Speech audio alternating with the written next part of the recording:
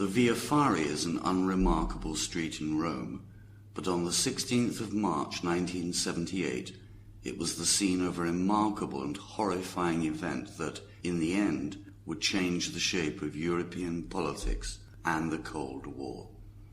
Two large dark cars passed down Fari Street.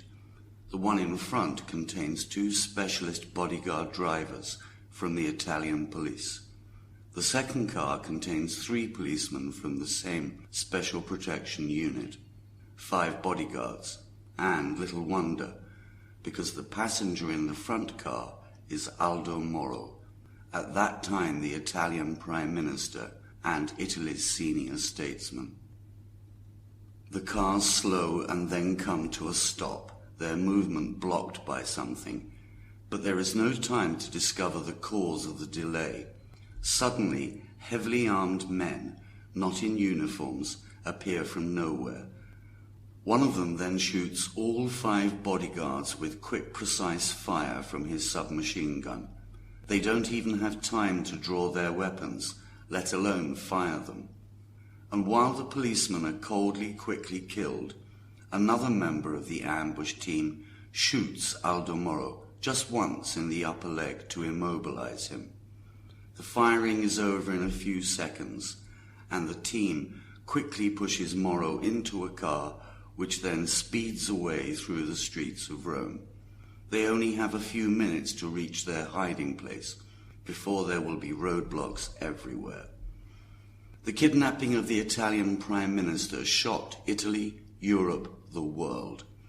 It soon became clear that the group responsible was the Red Brigade, an extreme left-wing terrorist team. Curiously, the police had destroyed the group.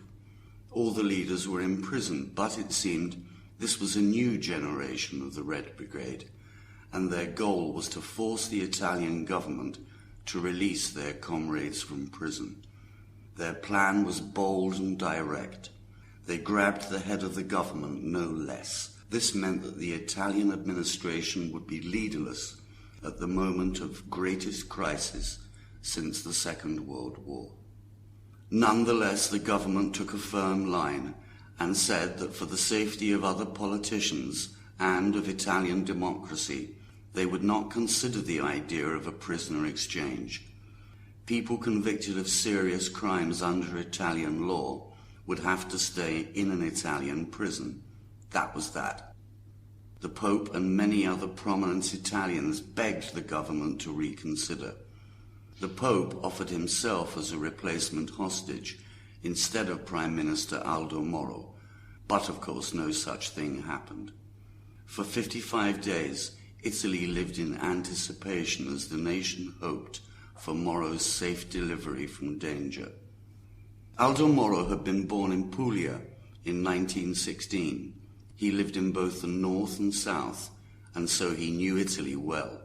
Through the fascist years of his youth, he stuck to his Catholic faith and developed a career as a law professor.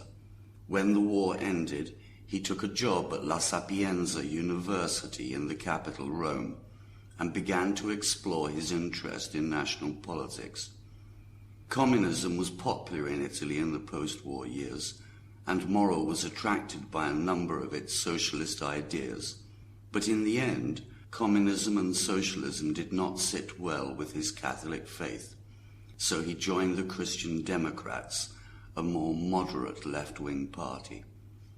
In the fast and furious confusion of Italian politics after 1945, Aldo Moro quickly enjoyed success, serving in a number of governments. In the end, he served his country as Prime Minister at different times for a total of 6 years, which made him the most senior player in Italian politics. Even Aldo Moro's enemies agreed that he was a master negotiator, which for Italian politicians of the day was the key skill. Elections did not tend to produce an absolute winner or majority for one party, and so in the days or even weeks following an election, there would be a delicate process of talks to put together a coalition government. In early 1978, Aldo Moro was busy with exactly this process. But this time it was a little different. He was flirting with the communists.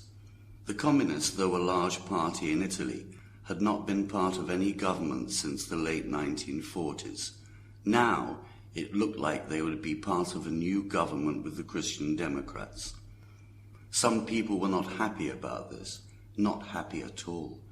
Conservative Italians and the Americans knew that the communists would try to pull Italy out of NATO, the American organized alliance of Atlantic nations working together to defend itself against the communist Soviet Union.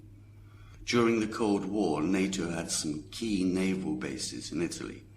If Italy came out of NATO, these would be closed to their ships.